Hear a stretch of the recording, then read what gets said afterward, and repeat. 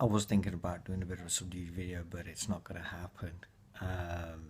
One of those, hello, how are you all? But it ain't going to happen. Um, people create boundaries, like the entire world's kind of like this boundary at the moment, like through ideologies and borders across countries and places like that. So we naturally create this division, this separation, um, because we feel it protects us. So we feel we need to be protected because we're obviously scared of something. What we're scared of, we don't actually know, but there's just this fear. We fear the other. Um, Not because it's founded on any logic or reason or anything, but just we fear the other, and because of that, we don't engage the other. Um, so you're seeing it now, across the world. People are kind of like, going against each other, um, based solely on skin color or based on ideologies or religion. And it all comes from fear, this fear of the unknown, this fear of taking that first step and kind of wanting to talk to that other person. Um, because if we were to actually sit down and talk with these people that we supposedly fear, what we'd find out, and here's the absolute absurdity of the situation, is that they're exactly like us. Yes, outwardly they may have a different way of thinking, or they may have a different color, or they may come from a different country and nationality or whatever. But when you scratch past that surface, when you push through, all these emotions that are holding you back, whether it be fear or doubt or pain or joy or bliss, whatever these emotions are, what you'll find is ultimately it's all the same thing. Now, talking on a people level, what you find is other people are exactly like you.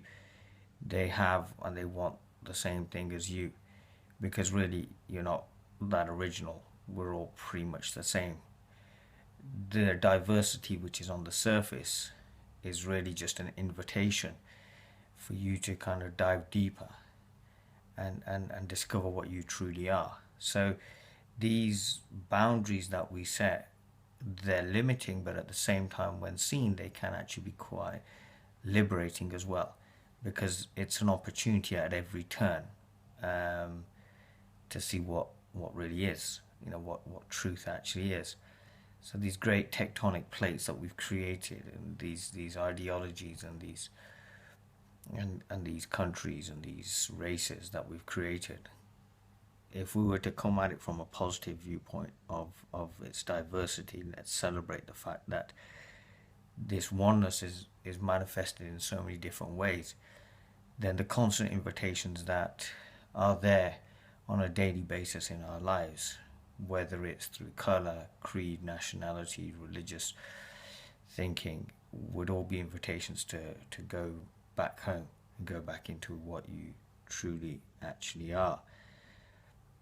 So at these little intersections, where one meets the other and finds that the other's different, when you sit down and you discover the reference points, which are basically, what I mean by reference points is, if you talk to somebody, what you'll find when you get on well with them, or vice versa or whatever, is that something in their experience is very similar and mirrors something in your experience, which is why you're at that point having that conversation.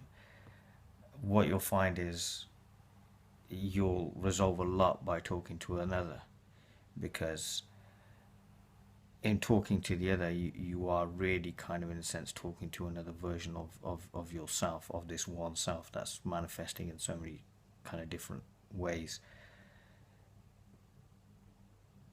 And taken further, what you find is that even, that becomes a conversation in your head. So there's resolution, all these different borders and everything externally to you is actually happening internally as well, because as you talk to this other, the conversation is actually happening in you. So in a sense, in talking to others and being with others, and with and in speaking and conversing and interacting with others, you are actually conversing and interacting with yourself.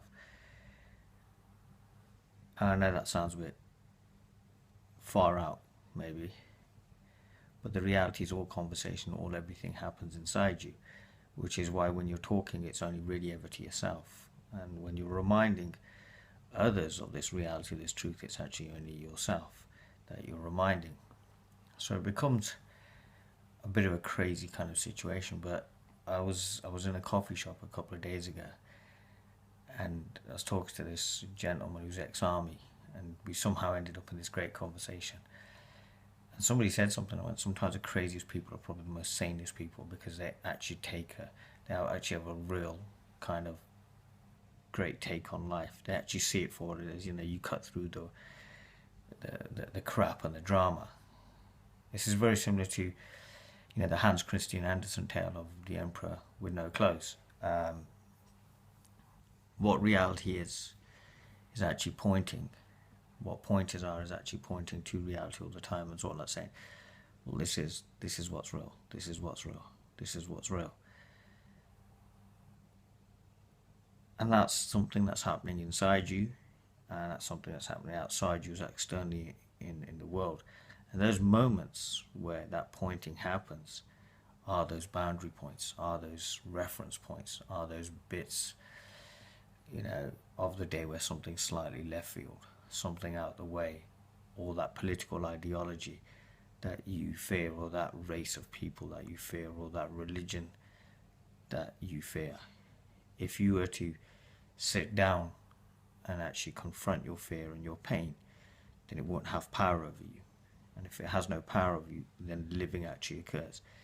Then the nature of these emotions, whether it be fear, pain, even joy and bliss, are seen for what they are, which is a transient state, which is here now, gone tomorrow. And you drop into this state of complete humbleness and humility and an appreciation of what life truly is. One of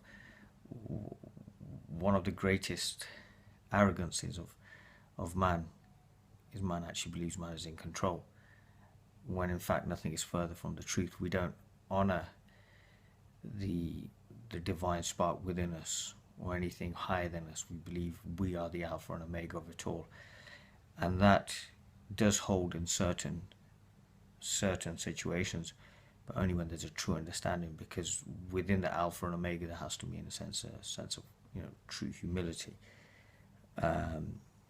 What you'll find is it's anything but sometimes in this day and age, as we kind of look to accumulate more and more and more. So yeah, the diversity and the duality and the separations that we see in society, if they're seen through, you'll see them as an opportunity for growth and an opportunity to be all that you can be. You then move from a theoretical understanding of truth into a practical understanding of truth, because as you're resolving yourself, you're resolving society. You become, in a sense, that light that illuminates itself and others. It becomes a sustaining experience, which is something that I'm seeing. A lot of people are having spiritual experiences, or maybe it's just a reality I find myself in at the moment. And then it becomes very, very theoretical. There's a certain way of being or doing, and in a sense they fall into another separation, but believe themselves to be in unity. True separation dies when it can be totally accepted, engaged and disengaged as and how the moment requires. Whether there's a person here or not, or whatever. Again, that just goes into linguistics. Sometimes linguistics are great, sometimes science is better. And if that moment is observed and lived in, however you want to put it, then there's a real sense of flow, like something I've just started saying recently, in flow living, which is basically a total efficient way of living. So things happen and things are done and get done with the idea of someone being there and with the idea of someone not being there as well.